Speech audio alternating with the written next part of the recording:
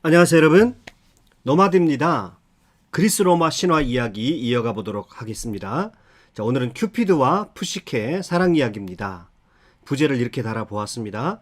사랑의 반대는 두려움입니다. 신화의 내용은 언제 읽어도 흥미롭죠. 언뜻 황당해 보이는 이야기들이 사실 그 내면을 들여다보면 우리의 오늘의 모습을 비춰주는, 그리고 우리의 가장 원초적인 욕망을 발견할 수 있게 해주는 그런 이야기들로 가득합니다. 그래서 신화는 먼 옛날의 이야기가 아니라 바로 오늘 우리의 삶의 이야기다, 이렇게도 말할 수가 있겠네요. 자, 그러면 구체적으로 들어가 보겠습니다. 오늘은 사랑 이야기이기 때문에 두 남녀 사랑의 대상자들이 등장하겠죠. 먼저 에로스입니다. 큐피드요. 자, 그리스식으로 말하면 에로스, 로마식으로 말하면 큐피드 신입니다. 그런데 이 큐피드 에로스는요, 미의 여신 아프로디테의 아들입니다. 미의 여신의 비너스 아프로디테의 아들이기 때문에 굉장히 잘생긴 신이라고 할 수 있겠는데요. 자, 이 그림을 보시죠. 이 그림은 유명한 보티첼리의 봄, 프리마베라라고 하는 그런 작품입니다. 제가 보티첼리 시간에 자세하게 설명을 드릴 것인데요. 굉장히 유명한 작품이죠. 여기가 비너스입니다. 비너스 위에 보시면 요 아기 같은 신이 있죠. 화살을 가지고 어딘가로 쏘고 있네요. 이 신이 바로 에로스, 큐피드입니다. 조금 확대해서 볼까요? 지금 누군가로 향해서 화살을 쏘고 있죠. 이 에로스는 항상 화살을 가지고 다니는데 화살촉이 두 가지가 있습니다. 황금 화살이 있고요. 그다음에 납화살이 있습니다. 이 황금 화살을 맞으면 누구든지 그 화살을 맞고 나서 첫 번째 만나는 사람과 무조건 사랑에 빠집니다. 납화살을 맞을 때도 마찬가지인데요. 상황은 반대입니다. 무조건 그 사람이 싫어지는 것입니다. 자, 이것은 어떤 부분을 상징화시킨 거냐면 사랑과 미움에는 이유가 없다는 것이죠. 뭐 사랑에 빠지는데 이유가 있나요? 좋은 걸 어떡합니까? 또 싫은 걸 어떡합니까? 사실은 이유가 없죠. 사랑에는 어떤 논리도 이유도 없는 것입니다. 무조건적으로 사랑은 이유 없이 찾아오는 것이죠. 그래서 이 에로스의 눈을 보면 천으로 눈을 가리고 있는 것을 볼 수가 있습니다. 사랑은 사고라는 거죠. 누군가와 사랑에 빠진다는 건 자동차 사고를 당한 것과 같습니다. 하여간 불가항력적인 어떤 힘에 사로잡힌 것처럼 사랑에 빠져버리죠. 그래서 그렇게 결혼을 해놓고는 나중에 또 후회를 합니다. 그래서 우리가 흔히 얘기하는 대로 내가 그때 사랑에 콩깍지가 씌웠다, 이렇게 말을 하죠. 사랑은 이렇게 내 이성과 의지와는 상관없이 갑작스럽게 나에게 사고처럼 다가온다라고 하는 것을 이렇게 에로스로 상징화시켜 놓은 것이죠. 자, 에로스가 화살을 쏘고 있는데요. 화살을 쏘는 그 방향에 보면, 자, 우리가 흔히 산미신이라고 그럽니다. 이 옆에 헤르메스 신이 있는데요. 자, 산미신 누군가는 이 헤르메스와 사랑에 빠질 겁니다. 왜냐하면 에로스가 지금 화살을 쏘고 있기 때문입니다. 확대시켜 보면요, 누가 사랑에 빠지고 있는지는 금방 알 수가 있죠. 지금 산미신 중에 요 앞에 있는 여신이 이쪽에 있는 헤르메스를 바라보고 있습니다.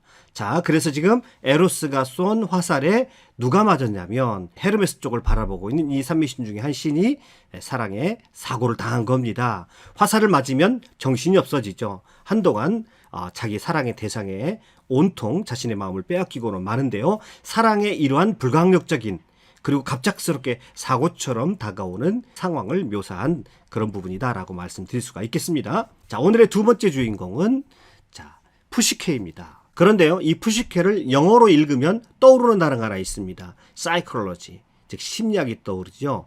이 푸시케는 마음, 영혼이라는 뜻을 가지고 있습니다. 이 푸시케는요, 어느 왕국에 세 딸이 있었는데 그 세 딸 중에서 세 번째 딸입니다. 세 번째 딸인 푸시케의 미모는 말로 형용할 수가 없었습니다.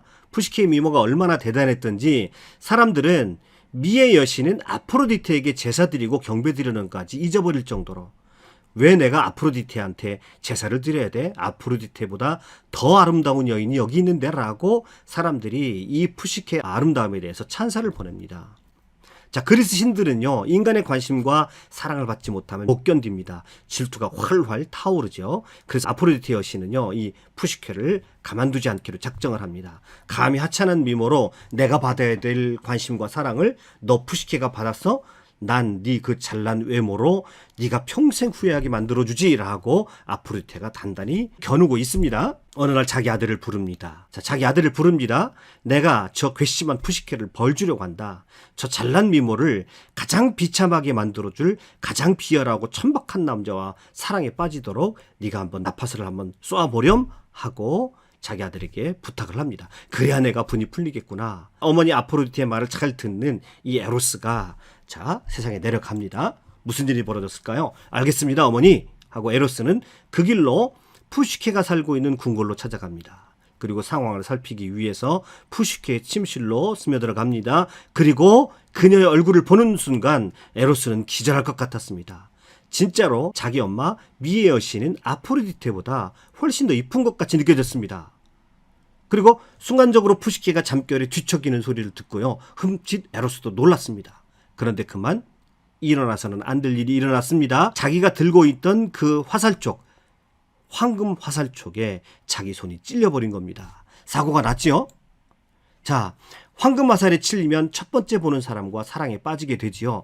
가뜩이나 푸시케의 미모에 놀랐다가 아플사 이제는 맨날 남에게만 다른 사람에게 또는 다른 신에게만 화살을 날리다가 이제는 자기 자신이 찔려버린 겁니다. 푸시케와 사랑에 빠져버린 것이죠. 이 일을 어떻게 하면 좋을까요? 그는 황급히 아프로디테 여신이 있는 곳으로 왔습니다. 풀이 죽은 채로 왔습니다만은 아들이 온 것을 보고 이제 푸시케의 불행이 시작되겠구나. 자기 아들이 이 푸시케와 사랑에 빠졌다는 것은 상상도 하지 못하고 있습니다. 이 아프로디테는 푸시케의 삶에 불행이 찾아오기만을 기다리게 되었습니다. 지금 이 모습은요.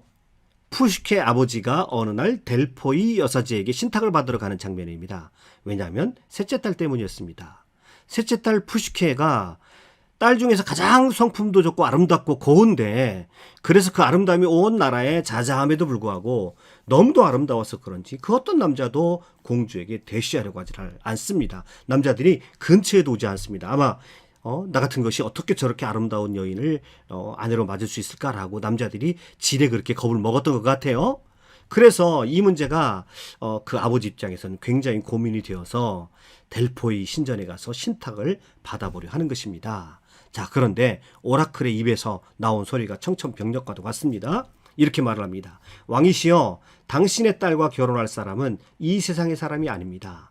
그는 신들보다 더 힘이 센 날개에 달린 뱀으로 그가 당신의 딸을 기다리고 있습니다. 당신의 딸을 바위산 위에 홀로 올려놓으세요. 그러면 그 신랑이 당신의 딸을 데려갈 것입니다.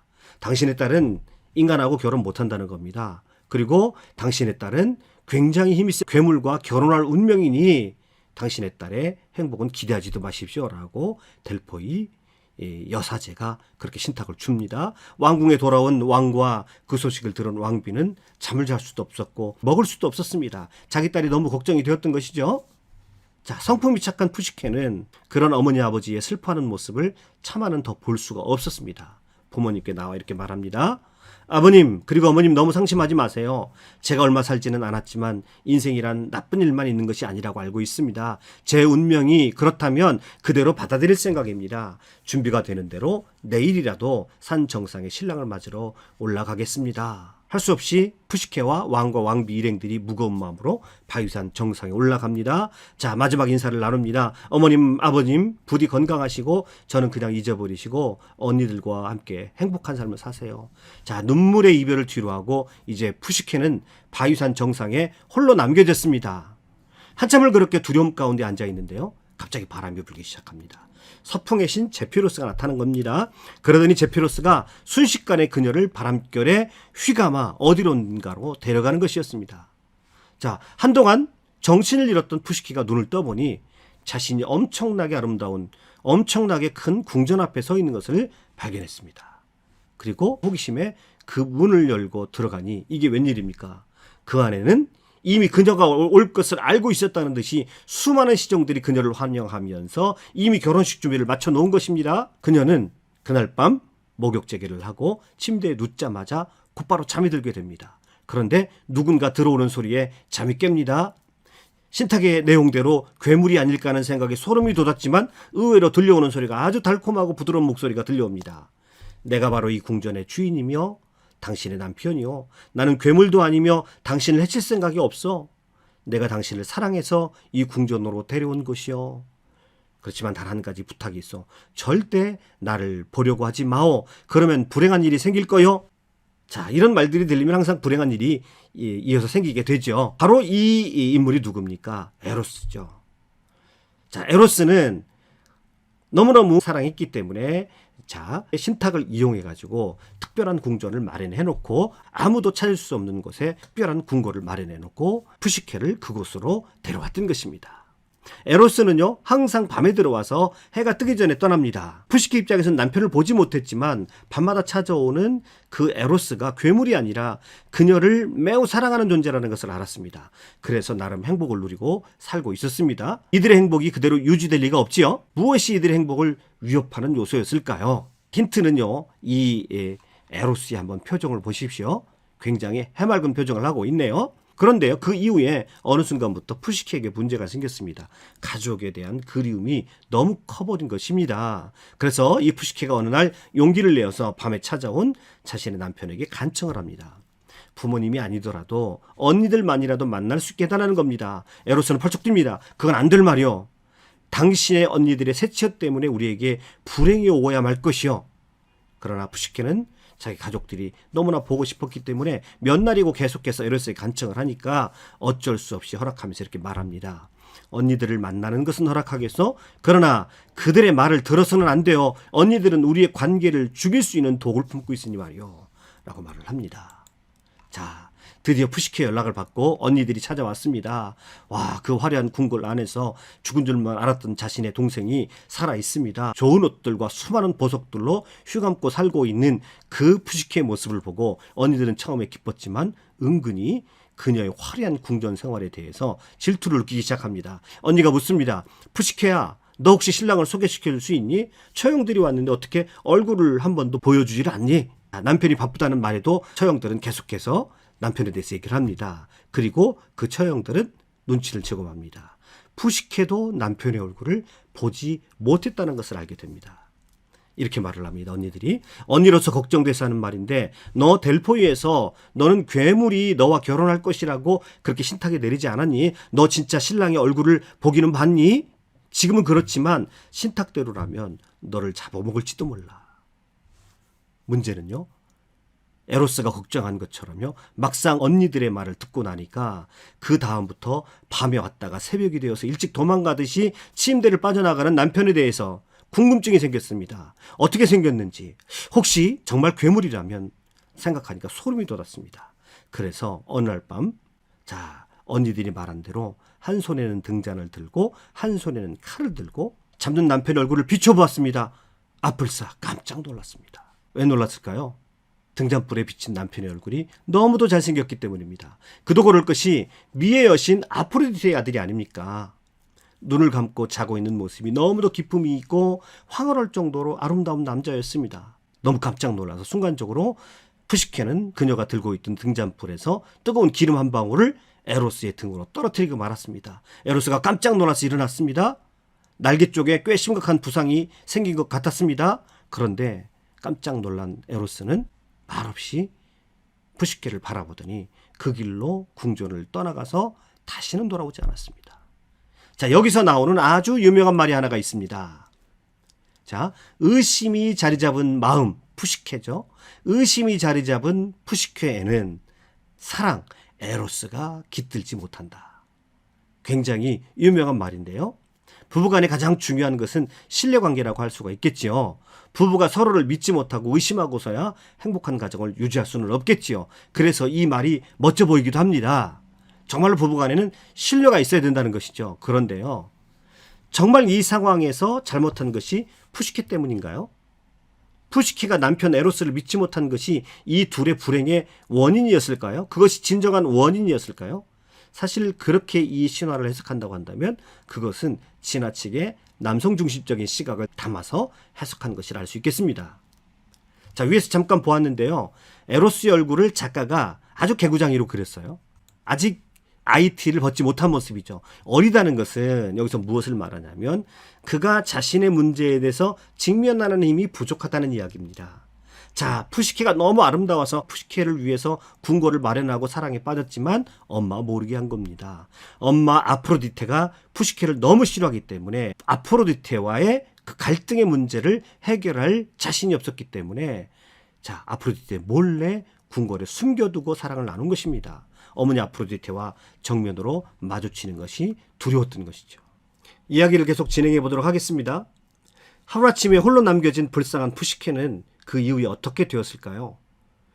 그녀는 그대로 있을 수가 없었습니다. 남편을 찾아 온 나라를 헤매이는 것이었습니다. 남편을 믿지 못했다는 자책감과 남편에 대한 그리움으로 그녀의 몸과 마음은 몰라보게 피폐해졌습니다. 그렇게 온 나라를 찾아 헤매다가 이대로는 안 되겠다 싶어서 수소문 끝에 그녀는 에로스의 어머니, 자신을 그토록 미워하는 아프로디테, 비너스를 찾아가기로 작정을 합니다. 아프로디테를 찾아간 푸시케는 제발 남편을 만나게 해달라고 사정을 합니다. 그러나 아프로디테에게 돌아온 답은 냉정했습니다. 너는 내 남편의 말을 믿지도 않으면서 무슨 염치로 여기까지 찾아왔단 말이냐? 믿음이 없는 사랑도 있더냐? 예전부터 내가 하천한 미모로 많은 사람들을 현혹시켰으면 그만이지 내 아들마저 꿰어내어 마음의 상처를 주다니 용서할 수 없다. 그러나 푸시케는 결코 물러서려 하지 않습니다. 남편을 만나게 해달라고 간청하는 그녀를 내치자니 다른 신들에게 비난을 받을까봐 그 아프로디테는 내치지도 못하고 자신의 처소에 머물게만 합니다. 자, 아프로디테는 푸시케가 떠날 생각을 하지 않자 그녀를 떼어낼 생각에 그녀에게 감당하기 힘든 과제를 내려고 합니다. 자, 저기 밀과 기장, 양귀비 씨앗이 산더미처럼 쌓여 있는 것이 보이지? 내가 외출한 사이에 저것을 모두 종류별로 구분해 놓거라. 너무도 엄청난 분량의 일에 푸시케는 어쩔 줄 모르고 있었는데 이게 웬일입니까? 갑자기 수많은 개미떼들이 나타나 부지런히 움직이더니 씨앗을 종류대로 구분해 놓기 시작합니다. 순식간에 밀, 기장, 양귀비 씨앗이 종류별로 나눠졌습니다. 푸시케를 내보낼 생각에 외출해서 돌아온 아프로디테는 깜짝 놀랐습니다. 자, 이런 경우 여느 시어머니처럼 여기서 멈추지 않죠. 은근히 화가 난 아프로디테는 또 다른 과제를 줍니다. 저 밑에 있는 강둑에 내려가면 덤불이 우거져 있고 거기에 가면 황금털을 가진 양들이 있을 것이다. 그 빛나는 양털을 가져오도록 해라. 자, 이것도 몹시 어려운 과제입니다. 그 황금 양털을 가진 양들은 사납기로 소문난 양들인데 걱정을 하면서 강둑을 내려가던 푸시케의 귀에 밀밭이 흔들리면서 조용한 음성이 들려왔습니다. 낮에 가면 위험하니 저 양들이 잠든 때에 덤불 속으로 들어가서 찔레 나무에 가면 양털들이 걸려 있을 거다. 자, 그런 음성이 들려오는 것입니다. 그래서 정말 저녁이 되어서 금성대로 덤불 속에 들어가 보니 찔레 나무에 황금 양털이 묻어 있는 것이 보였습니다. 무사히 두 번째 미션도 완성할 수가 있었죠. 자, 이번에도 또 다른 어려운 미션을 아프로디테가 냅니다. 저기 언덕으로 가면 검은 물이 흐르는 폭포가 있을 것이다. 그곳이 바로 저승에 흐르는 강인 스틱스가 시작되는 것이다. 물병을 가지고 와서 그 검은 물을 길어오도록 해라. 그런데 이번에도 돕는 동물이 나타납니다. 절벽 사이를 헤매고 있을 때 독수리 한 마리가 나타나서 그 푸시케의 병을 낚아채더니 검은 물을 떠다 주는 겁니다. 자, 이번에도 푸시케가 미션을 완성해 오자 아프로디테는 화가 머리끝까지 났습니다. 이번에는 절대로 해결할 수 없는 과제를 너에게 내겠다라고 마음을 먹고 이렇게 말을 합니다. 작은 단지를 줄 테니 저승으로 내려가거라. 그곳에서 저승의 여인인 페르세포네에게 단지 안에 그녀의 아름다움을 돋보이게 하는 화장품을 담아달라고 부탁해라. 그래서 그것을 받아오라 라고 말을 하게 됩니다. 이 말은 정말 푸시케에게는 감당하기 힘든 과제였습니다. 한마디로 말하면 죽었다가 살아오라는 겁니다. 저승으로 내려간다는 것은 죽어야 가는 곳이니 이제 나는 희망이 없구나. 모든 것을 내려놓고요. 높은 탑 위에 올라가서 뛰어내려 죽으려고 합니다. 그런데요. 이번에도 탑에서 목소리가 들려옵니다. 절대 뛰어내려서는 안 된다라고 말합니다. 그리고 그 음성은 어떻게 해야 음부까지 이룰 수 있고 그리고 어떻게 나올 수 있는지 일러줍니다. 이 부분을 좀 생략해서 말씀을 드리면 우여곡절 끝에 지하세계에 들어갈 수 있었고요. 무사히 지하세계의 여왕 페르세포네가 그 신비한 화장품을 단지에 담아주는 것이었습니다. 그리고 이렇게 당부를 합니다. 절대 네 시어머니 아프로디테에게 돌아갈 때까지는 그 화장품을 열어봐서는 안 된다고 경고를 하는 것입니다. 자, 여기서 또 불안하죠. 자, 이런 말을 들으면 꼭 호기심 때문에 남자고 여자고 하지 말란 거를 꼭 하고 말거든요. 자, 모든 어려움을 다 이기고 이제는 되었다라고 돌아오는 길에 너무도 궁금했습니다. 호기심이 그녀의 마음 가운데 치밀어 올라왔습니다. 그래서 그 상자를 살짝 열어보았는데요. 그만 푸시케 온 몸에 힘이 쭉 빠지고 푸시케는 죽음과도 같은 깊은 잠에 빠져들고 말았습니다. 왜일까요? 도대체 그 상자 안에는 무엇이 있었길래 그랬을까요? 이 강의를 들으시는 여성분들은 자, 최고의 화장품을 여러분에게 소개시켜 드립니다. 여러분의 미모를 돋보이게 만드는 가장 좋은 화장품이 무엇인 줄 압니까? 바로 죽음과도 같은 깊은 잠을 자는 겁니다. 자, 푸시케가 가져간 그 상자에 페르세포네는 잠을 담아준 겁니다. 그래서 푸시케가 그 상자를 열어본 순간 그 안에서 잠이 쏟아져 나와서 푸시케가 죽음과도 같은 깊은 잠에 빠지게 되어서 그 누구도 그 잠에서 그녀를 깨어낼 수가 없었던 것입니다. 그 안에는 죽음 같은 잠이 들어 있었던 겁니다. 자, 이때 어머니의 감시하에 숨어서 푸시케가 떨어뜨린 기름으로 날개가 상처 입었던 그 에로스가 나타납니다. 더 이상 푸시케를 내어버려 둘 수가 없었습니다. 그는 날개를 다시 펴서 갇혀있던 방 안에서 나와서 푸시케에게 날아갑니다. 그리고 그 푸시케를 보면서 이렇게 말합니다. 당신은 여전히 하지 말아야 할 것을 하고 말았군요. 어찌됐든 당신이 그동안 나를 찾아 헤매느라 고생했던 것은 내가 바람결에 다 듣고 있었어. 이제 당신을 용서하기로 했어. 그리고 우리의 사랑을 올림푸스 신 제우스에게 고하고 어머니에게도 떳떳하게 밝히리다. 이렇게 말합니다. 지금 이 작품은요, 여러분이 루브르 박물관에 가시면 볼 수 있는 아주 유명한 작품입니다. 자, 안토니 카노바라는 조각가의 에로스의 키스에 깨어나는 푸시케라는 작품입니다. 죽음과도 같은 깊은 잠에 들어있던 푸시케의 입술에 에로스의 입술이 포개어졌을 때 푸시케가 깨어나는 그 장면을 극적으로 연출한 그런 조각 작품입니다. 자, 이 이후에 어떻게 되었을까요? 에로스는 그 이후에 제우스에게로 달려가서 자신의 처지를 이야기했고 또 어머니 아프로디테에게도 끝내 결혼을 허락받아냅니다. 그리고 푸시케는 신들의 나라로 올라가서 신들이 먹는 음식인 암브로시아를 먹는 것을 허락받고 신이 되어서 남편 에로스와 함께 행복하게 살았다라는 것입니다. 그래서 에로스와 푸시케, 이것을 영어로 번역하면 이렇게도 번역할 수 있습니다. 사랑과 영혼. 여러분, 사랑과 영혼의 영어가 떠오르시죠? 자, 이 신화를 조금 깊이 해석을 해보지요. 몇 가지 재미있는 점들을 발견할 수가 있습니다.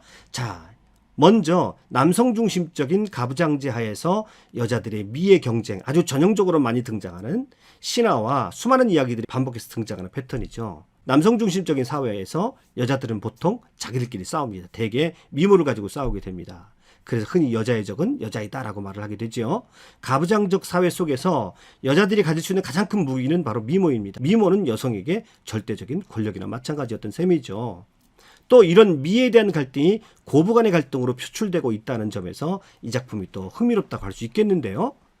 역시 남성 중심적인 가부장제에서 일어나는 여자들의 갈등의 전형을 보여준다고 말할 수가 있겠습니다. 이렇게 좀 남성 중심적인 사고방식이 이 신화에도 들어가 있다는 것을 염두에 두고 해석을 해야 되고요. 그 다음에 우리가 눈여겨봐야 되는 것은 푸시케의 성장입니다. 푸시케의 도전과 성숙입니다. 그녀는요, 아주 특징적인 모습을 가지고 있는데요. 인생의 어려움이 닥칠 때마다 그 어려움을 피하지 않습니다. 푸시케에게 닥친 어려움들은요, 늘 공포와 두려움의 대상이었습니다. 그렇지만 그녀는 늘 그 두려움 앞에서 무너지지 않았습니다. 처음에 괴물과 결혼할 운명이라는 신탁이 내려졌을 때도 그녀는 몸을 던졌습니다. 그 괴물이라는 두려움을 극복해냈습니다. 자, 남편이 떠나간 이후에도 그녀는 계속해서, 심지어는 그녀는 어디까지 내려가야 됐습니까? 하데스, 죽음까지 내려가야 됐습니다. 고대 그리스 신화에서는요, 누군가가 하데스에 내려간다는 것은요, 그 인물은 영웅이라는 소리거든요. 자, 지금 푸시케는요, 사랑을 위해서 죽음의 공포마저도 이겨내는 그런 단단함을 보이게 되는 겁니다. 그러나 자, 보세요. 이런 푸시케의 두려움에 맞서는 용기는요, 사랑을 쟁취하기 위해서 죽음을 뛰어넘는 용기는요, 사실은 반 이상은 마마보이인 에로스 때문이죠. 큐피드 때문이죠. 푸시케의 고난은 사실 많은 부분이 에로스 탓입니다. 애시당초 에로스는 푸시케와 사랑에 빠졌음에도 불구하고 그 사랑을 당당하게 밝힐 용기가 없었던 것이죠. 그는 무엇보다도 자신의 어머니가 푸시케를 미워하는 것을 알았기에 어머니에게 맞서서 당당하게 자신의 사랑을 주장할 용기가 없었습니다. 그래서 그는 푸시케를 아무도 올 수 없는 외딴 궁궐에 숨겨두고 사랑을 나누었죠. 에로스는 성인으로서 사랑을 감당할 만한 용기와 당당함이 없었다는 것입니다. 그는 아직 성인으로 자라나지 못했습니다. 푸시케가 자신을 알아보았을 때 그가 도망했던 것도 사실은 자기의 정체, 자신의 약함이 드러날까봐, 자기가 용기 없음이 드러날까봐 무서워서 도망갔던 것이죠. 그러나 다행스럽게도 마지막에서야 자신의 사랑을 위해서 한 번은 직면해야 됨을 그는 깨달았습니다. 그리고 당당하게 나타나서 자신의 사랑을 쟁취했죠. 비로소 성인으로서 독립적인 인격체가 된 것입니다. 참다운 사랑을 시작할 준비가 된 셈이죠. 그가 나타나서 이렇게 말을 하죠. 푸시케에게 나를 의심한 것을 이제 용서했다라고 아까 말했죠. 그러나 사실은 용서를 받아야 할 사람은 푸시케가 아니라 에로스였죠. 오히려 에로스가 용서를 빌었어야 했습니다. 둘이 같이 짊어져야 할 사랑의 짐을 너무도 연약한 여인인 푸시케에게 밀어 넘겨버렸다는 것을 용서를 빌어야 했던 것이죠. 자, 에로스와 푸시케의 사랑 이야기는요, 사랑에 있어서 무엇이 필요한지를 보여주는 좋은 이야기라고 할 수 있겠습니다. 오늘 노마드의 결론은 이런 것입니다. 사랑의 반대는 미움이 아니라는 겁니다. 사랑의 반대는 두려움입니다. 두려움에 맞설 용기가 없다면 진정한 사랑은 없다는 것이죠. 거꾸로 진정한 사랑을 가지고 있다면, 누군가를 진정한 사랑한다면 세상에 맞서지 못할 일은 없다는 것입니다. 용기가 생긴다는 것입니다. 다른 말로 하면 사랑은 용기와 함께 간다는 겁니다. 용기는 사랑의 가장 친한 친구입니다. 여러분은 지금 여러분의 사랑을 지키기 위해서 어떤 두려움과 맞서 싸우셨나요? 혹시 도망하고 위축되어 있는 것은 아닌가요? 사랑의 반대는 미움이 아닙니다. 두려움입니다. 사랑의 가장 친한 친구는 용기입니다. 오늘 끝까지 강의 시청해 주셔서 대단히 감사합니다. 수고하셨습니다.